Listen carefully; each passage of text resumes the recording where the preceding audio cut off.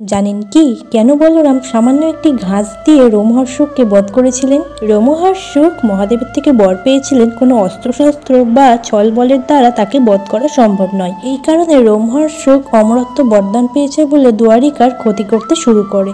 শুধু তাই নয়, এমনকি শ্রীকৃষ্ণের পুত্রদেরও বহুবার মারার চেষ্টা করেন। তখন শ্রীকৃষ্ণ বলরামকে বলেন রোমহর্ষককে বধ করতে এবং একটি ঘাসের উপর পা রেখে দেখান এই ঘাসটি একটি ধারালো অস্ত্রে পরিণত হয়েছে। স্বামীর গর্ভ থেকে জন্ম নেওয়া মুসলের কারণে ঘাসগুলি ধারালো অস্ত্রে পরিণত হয়েছে। তখনও যদি রোমহর্ষককে বধ করা না যেত তবে এটা নিশ্চিত ছিল যে দ্বারিকা শেষ হয়ে যেত। বলরাম রোমহর্ষককে বলেন তার সাথে লড়াই করতে।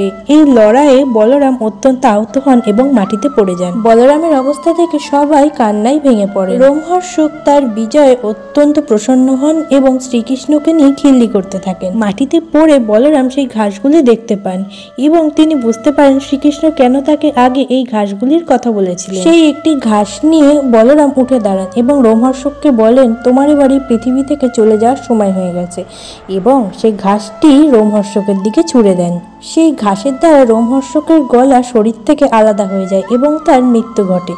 হরে কৃষ্ণ।